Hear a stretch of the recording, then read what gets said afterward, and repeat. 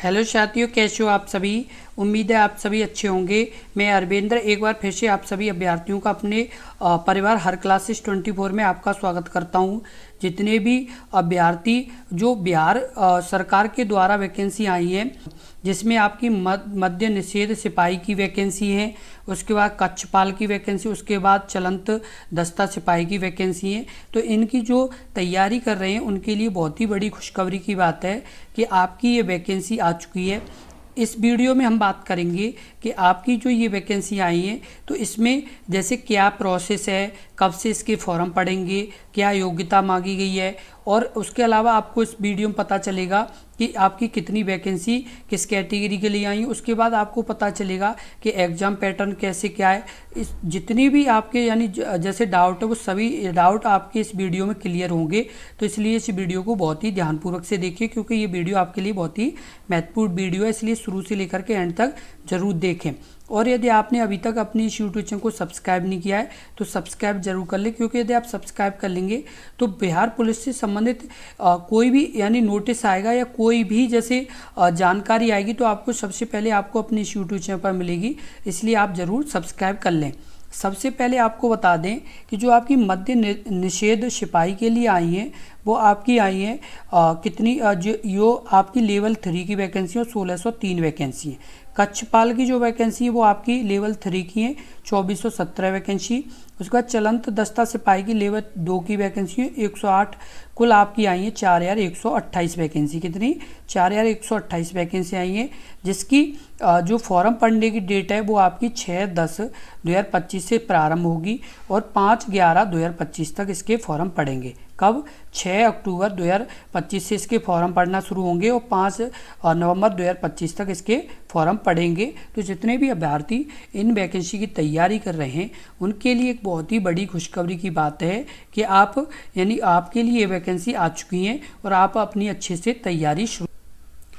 अब जैसे बात कर लेते हैं कि आपकी वैकेंसी किस कैटेगरी के लिए कितनी आई है, और उसके अलावा आपको बता दें कि किस में मतलब कितना आपका जैसे वेतन है। तो जो मद्य निषेध उत्पाद एवं निबंधन विभाग बिहार में जो मद्य निषेध सिपाही के रिक्त पदों का वेतनमान जो आपका लेवल 3 का 21,700 से लेकर 69,100 तक की संख्या में 1600 आपकी 1,603 हैं, जिसका यानी आरक्षण कोटिवार है।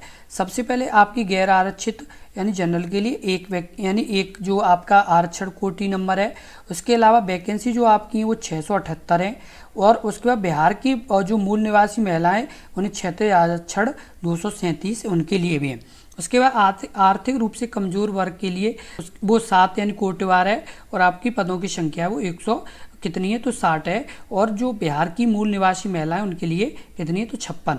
और आपको बता दें अनुसूचित जाति जो एससी है उसमें कोटिवार है आपका 242 पदों की संख्या। और बिहार में जो बिहार की जो महिला निवासी हैं उनके लिए 85।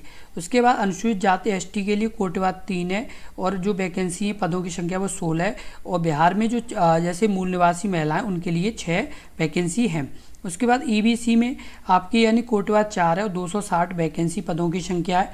और 91 जो बिहार की मूल निवासी महिलाओं के लिए क्षैतिज आरक्षण है। उसके बाद पिछड़ा वर्ग जो और ट्रांसजेंडर सहित कोटिवार 5 है 196 आपके पदों की संख्या। और उसमें बिहार की जो मूल निवासी महिलाएं उनके लिए कितनी है तो 69 वैकेंसी आपकी हैं। और आपको बता दें योग आपका कितना है तो 1600 आपकी कितनी है तो 1603 वैकेंसी है। और जिसमें आपकी यानी महिलाओं के लिए कितनी है तो 544। और जो आपके यानी बिहार के मूल निवासी जो स्वतंत्रता सेनानी के आश्रित हैं उनके लिए 32 वैकेंसी हैं। तो ये आपके लिए क्या है कि जो आपकी मद्य निषेध उत्पाद के लिए वैकेंसी हैं वो आपकी ये सभी डिटेल हैं आपके। यानी बात कर लेते हैं कारा एवं सुधार सेवाएं निरीक्षणालय और गृह विभाग में कक्षपाल के रिक्त पदों का वेतनमान आपका 21,700 से लेकर के 69,100। और वैकेंसी वो आपकी 2417 कितनी है आपकी 2,417। और आपको ये बता दें कि किस्में कितनी है। तो सबसे पहले गैर आरक्षित यानी जनरल के लिए कोटेवार 1 है, 300 जो 37 है वो सीधी भर्ती हैं। उसके बाद आपकी जो कोटा से संबंधित हैं उनके लिए बात कर लें तो 314 हैं। उसके बाद भूतपूर्व सैनिक उनके लिए 278। उसके बाद आपके यानी 929 कितनी 929 आपके पद हैं। उसके अलावा आपकी जो बिहार की मूल निवासी महिला उनके लिए 325 हैं। उसके बाद बात कर लें आपके आर्थिक रूप से कमज़ोर वर्ग के लिए कोटे वो जो आपका आरक्षण कोटे वो 7 है, सीधी भर्ती 84 है। उसके बाद आपकी गृह स्नातक कोटा से तो वो आपके कितने तो आपके 72। उसके बाद भूतपूर्व सैनिक 69 और आपकी यानी कुल पद जो हैं वो आपके 225 हैं। उसके बाद बिहार की जो मूल निवासी महिला उनके लिए 78 हैं। उसके बाद बात कर लें अनुसूचित जाति एससी के लिए कोड यानी आपका 2 है और 218 सीधी भर्ती। उसके बाद गृह रक्षक कोटा के लिए यानी 106। उसके बाद भूतपूर्व सैनिक 194 और 518 कुल पद हैं। और उसके बाद बता दें आपको महिलाओं के लिए आपके यानी 154 हैं। जो महिलाएं यानी बिहार मूल निवासी महिलाएं उनके लिए 154 वैकेंसी हैं एससी में। और जो बिहार में स्वतंत्रता सेनानी उनके लिए यानी 45 वैकेंसी है। उसके बाद बात कर लेते हैं अनुसूचित जाति एसटी कोड यानी 3 है, 21 वैकेंसी है। और उसके बाद 5 यानी 21 सीधी वैकेंसी, 5 आपकी उसके बाद 13 और कुल आपकी टोटल हैं तो वो 39 वैकेंसी हैं। कितनी है 39। और जो मतलब जैसे 12 यानी किन के लिए महिलाओं के लिए अत्यंत पिछड़ा ईबीसी के लिए कोड है 4, 42 यानी आपकी सीधी भर्ती 128 और 215 और 385 कुल आपकी वैकेंसी और 107 यानी बिहार की जो महिला उनके लिए। पिछड़ा वर्ग में बीसी में कोड है आपका 5 है और आपका यानी जो सीधी भर्ती है वो 147 है, 79 आपका यानी कोटा से संबंधित और 75 आपकी अलग हैं और 301 आपकी वैकेंसी कुल हैं और 105 किसके लिए तो महिलाओं के लिए। BCW कोड है 6 और आपके यानी 11 यानी कोटा से संबंधित और 9 आपकी अलग वैकेंसी और हैं। और उसके बाद 20 आपकी टोटल वैकेंसी हैं और महिलाओं के लिए यहाँ पर कोई वैकेंसी नहीं है। योग आपका 849 सीधी भर्ती, 715 अलग हैं, 853 टोटल आपकी 2470 है। उसमें 164 आपकी किसकी यानी जो भूतपूर्व सैनिक और उनके लिए और 781 महिलाओं के लिए यहाँ पर हैं। तो इस चीज़ का आप जरूर ध्यान रखें। अब बात कर लेते हैं जो परिवहन विभाग में चलंत दस्ता सिपाही हैं उनकी जो लेवल है वो 2 है, 19 या 900 से 63 या 200 तक। और आपके यानी जो पदों की संख्या वो 108 है, कितनी 108 है। और बात कर लें आपके आरक्षण की तो आरक्षण कोड है वो आपका 1 है और पदों की संख्या है 56। और आपकी बिहार की मूल निवासी महिलाओं के लिए वो है आपकी 20 हैं। और उसके बाद बात कर लें EWS के लिए तो कोड है 7, पदों की संख्या 9 है और बिहार की मूल निवासी महिलाओं के लिए 3 है। SC के लिए आपकी यानी कोड है 2, 22 पदों की संख्या है 8 बिहार की मूल निवासी महिलाओं के लिए। अनुसूचित जाति 3 कोड है 3 यानी पदों की संख्या 1 किसके लिए तो बिहार की मूल निवासी महिलाओं के लिए और 2 आपके यानी बिहार के मूल निवासी स्वतंत्रता सेनानी के यानी आश्रित के लिए। उसके बाद EBC में 4 कोड है 5 पदों की संख्या 2 महिलाओं के लिए। उसके बाद पिछड़ा वर्ग में BC में 5 कोड संख्या और कोई भी यहाँ पर वैकेंसी नहीं है। उसके बाद पिछड़े वर्ग की महिलाओं के लिए आपके यानी 6 कोड है 13 पदों की संख्या है। और यहाँ पर क्या है कि आपके यानी बिहार की महिलाओं के लिए कोई भी वैकेंसी नहीं, 108 कुल पद हैं जिसमें 34 महिलाओं के लिए और 2 किसके लिए तो बिहार के मूल निवासी के लिए। उसके बाद बात कर ले चलंत दस्ता सिपाही पद हेतु अभ्यर्थी का विज्ञापन तिथि 26/9/2025 तक। इसके पूर्व 2 पहिया एवं 4 पहिया का हल्का मोटर वाहन यानी LMB अथवा भारी मोटर वाहन HMB चलाने का सक्षम प्राधिकार द्वारा निर्गत वैध वाहन चालन अनुज्ञप्ति एक धारक अनिवार्य हो। यानी जो चालक दस्ता सिपाही हैं उनके लिए क्या है एक लाइसेंस होना चाहिए, जो आपका ड्राइविंग लाइसेंस है वो ज़रूरी है। उसके बाद बात कर लें शारीरिक मापदंड तो गैर आरक्षित पिछड़ा वर्ग के पुरुष अभ्यर्थियों के लिए 165 सेंटीमीटर हाइट है और 81 सेंटीमीटर नॉर्मल चेस्ट और फुला के 86 होना चाहिए। अत्यंत पिछड़ा वर्ग के अभ्यर्थियों के लिए 160 सेंटीमीटर हाइट है और 81 सेंटीमीटर चेस्ट और 86 सेंटीमीटर फुला के होना चाहिए। अनुसूचित जाति एवं अनुसूचित जनजातियों के लिए पुरुष अभ्यर्थियों के लिए 160 सेंटीमीटर हाइट और 79 सेंटीमीटर नॉर्मल चेस्ट और फुलाकर 84 होना चाहिए।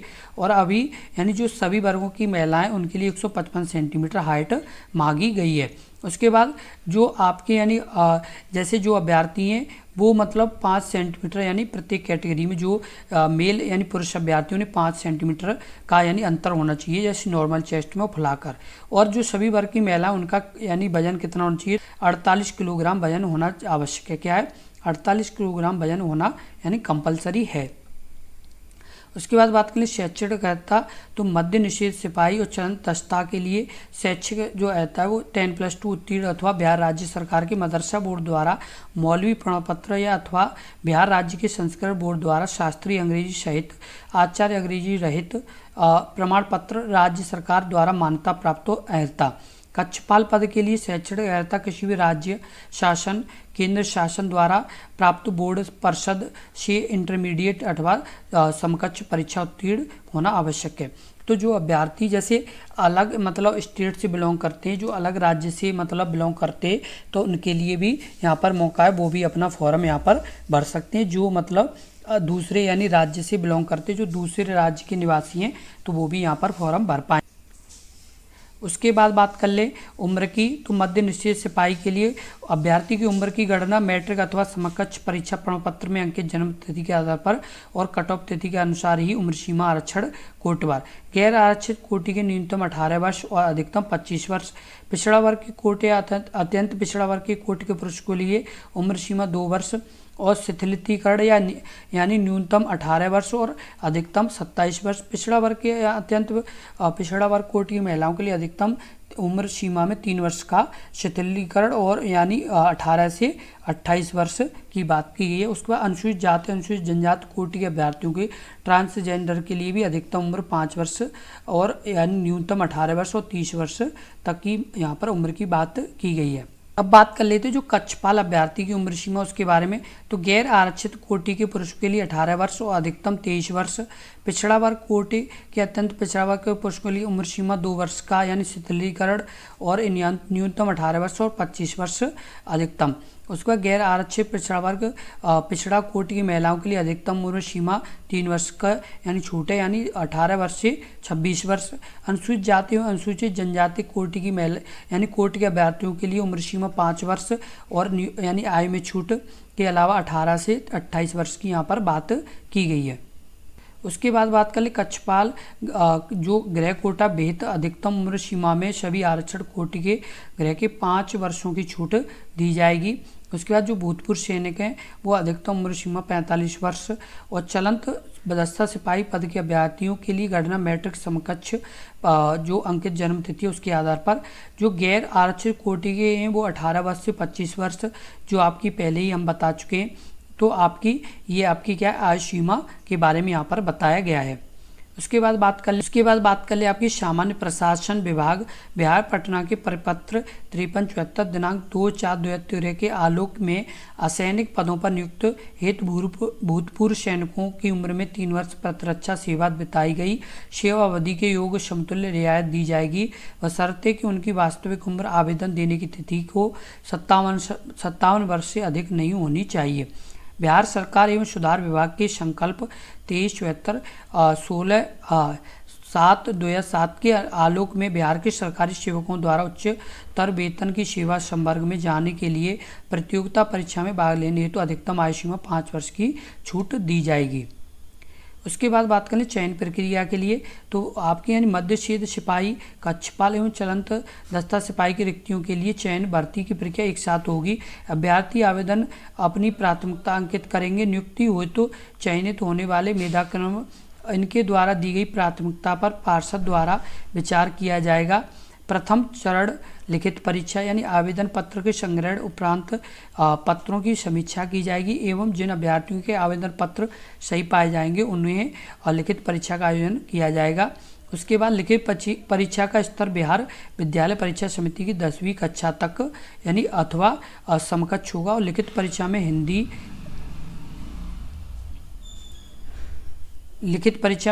अंग्रेजी, गणित, सामाजिक विज्ञान, इतिहास, भूगोल। उसके अलावा नागरिक शास्त्र, अर्थशास्त्र, विज्ञान, भौतिकी, रसायन विज्ञान, प्राणी विज्ञान, वनस्पति विज्ञान, सामान्य ज्ञान एवं समसामयिक मामले में संबंधित वस्तुनिष्ठ प्रश्न होंगे।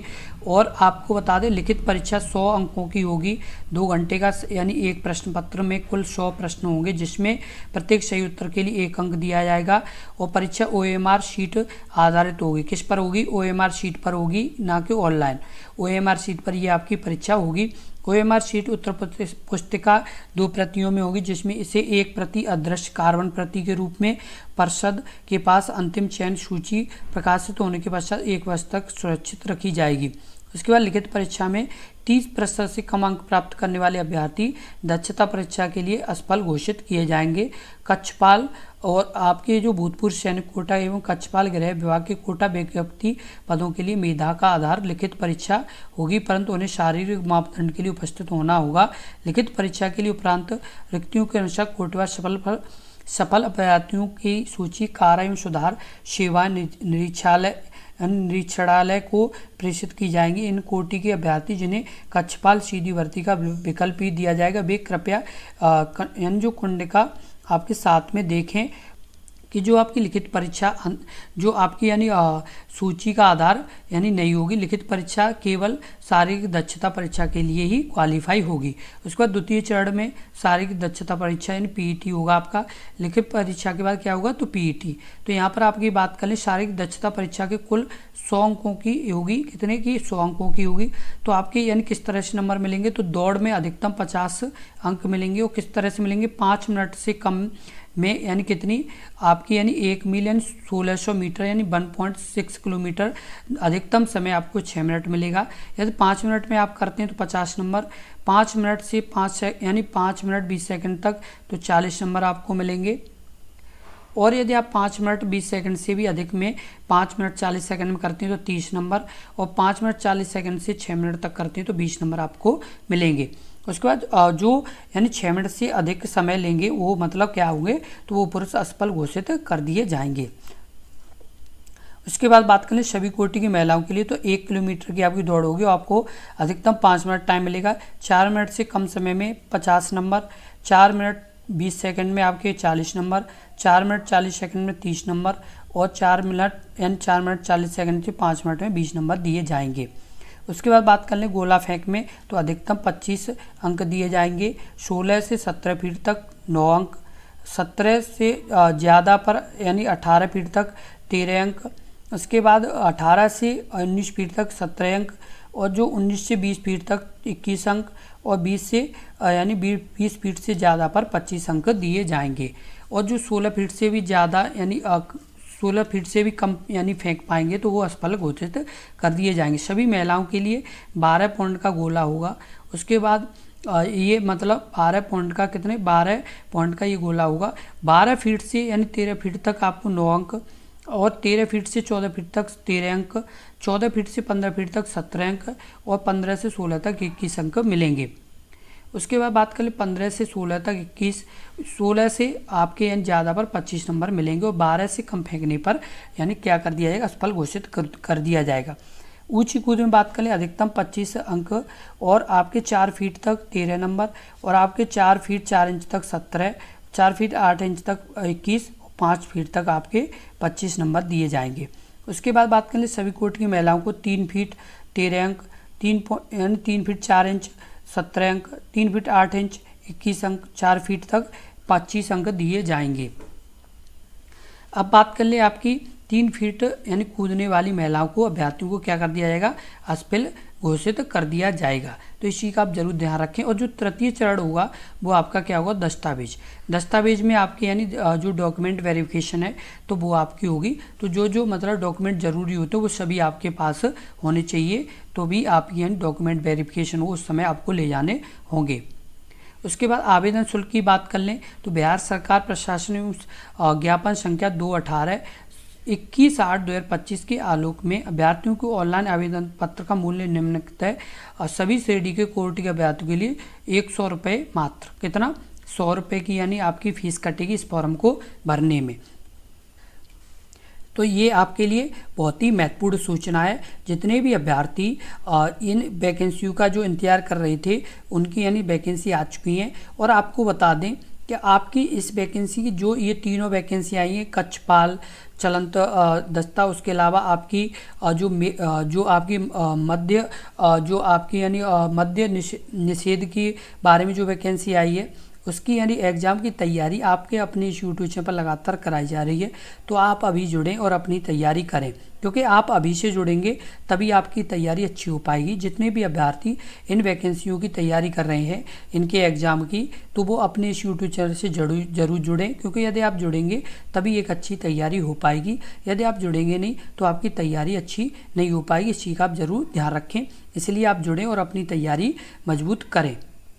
ये आपके लिए बहुत ही अच्छी वैकेंसी है और इस वीडियो को ज़्यादा से ज़्यादा शेयर करें, जिससे और भी अभ्यर्थियों तक ये यानी महत्वपूर्ण सूचना पहुंच सके, क्योंकि ये अच्छी वैकेंसी है। जो आप इतने दिनों से इंतजार कर रहे थे वो आपकी वैकेंसी आ चुकी है। इसलिए इस वीडियो को ज़्यादा से ज़्यादा शेयर करें, जिससे और भी अभ्यर्थियों तक ये महत्वपूर्ण जानकारी पहुँच सके। यदि आपको वीडियो महत्वपूर्ण लगी हो और अच्छी लगी हो तो वीडियो को लाइक ज़रूर कर दें। और आपको यदि और भी कोई जानकारी लेनी हो तो आप इस वीडियो के कमेंट बॉक्स में कमेंट करें, हम आपको और जानकारी देंगे। बस आप लगातार जुड़े रहें और अपनी तैयारी मजबूती के साथ करते रहें। धन्यवाद।